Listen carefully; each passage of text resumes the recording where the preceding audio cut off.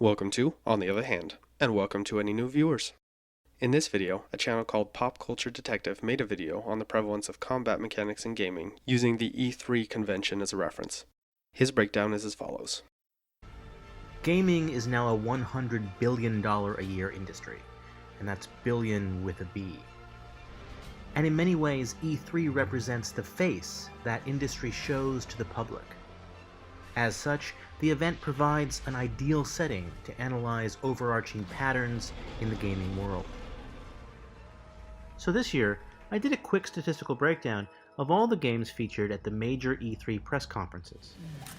Let's see what we've got.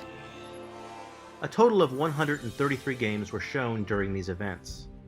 Only 20 of those games didn't include combat mechanics, and 10 of those were sports or racing games. A detailed breakdown looks like this: 82% combat, 3% minimal or incidental combat, 5% sports, 3% racing, 1% for dancing, with just 7% left over for all other non-combat games. The fact that 82% of the games featured at E3 are combat-focused illustrates a pretty serious lack of imagination. To see if that ratio holds up over time, I went back and compared these stats to the numbers from previous E3 events, and I found similar results.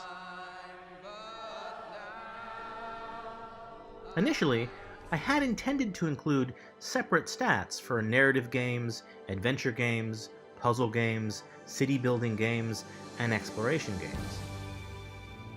But there just weren't enough titles in any of these genres to justify their own category. I'd encourage you to go watch the full video, link is in the description below. But as soon as I heard him say, 82% of the featured games are combat focused and this illustrates a pretty serious lack of imagination, I knew I wanted to make a response video.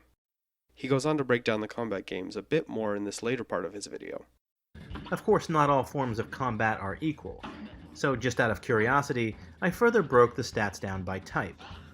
Of the 108 games focusing on combat in 2017, 20 of them could be classified as cartoon violence. For these titles, it's less kill or be killed, and more squish or be squashed. The violence may be cute, sometimes downright adorable, but the focus on combat mechanics still sets up a hostile game environment in which players are forced into an antagonistic relationship with the game world.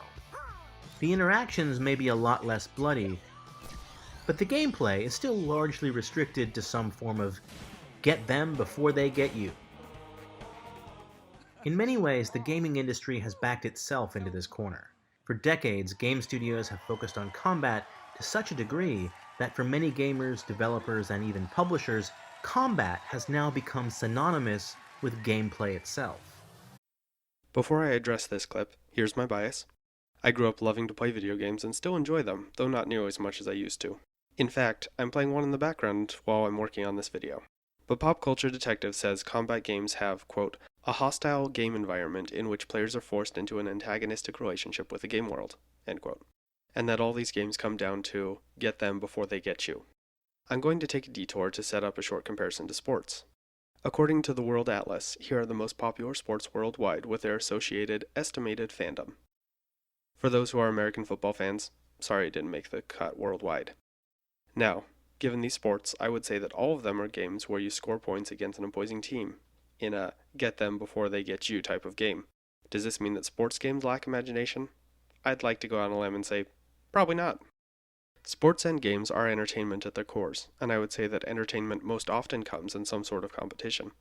And the best competition is finding out who is the very best, like no one ever was. Sorry, was that just in my head, or could you hear that? Regardless, back to video games. The companies who make these games are ultimately looking for value and profit, and player versus player games can allow for almost unlimited hours of play and entertainment to their consumers if done well. This then allows for a solid player base to form, which can lead to more of a backing for current and future games, so everyone wins. There are many types of games out there like these genres. There are more creative aspects to some of these games, like the Skyrim mod community, the Minecraft players, or the custom game scenes on a game like Warcraft 3, which spawned its own genre of game, the MOBA. Most of these games are combat related and involve a get them before they get you aspect. And if that single commonality makes all those genres unimaginative, I don't know what would be imaginative. Just as stories are well suited for books and movies, and points are well suited for sports, I would put forward that combat is well suited for video games. Does that mean you can't branch out? No, but who can fault companies for playing to their strengths? As always, thanks. Hope you enjoyed.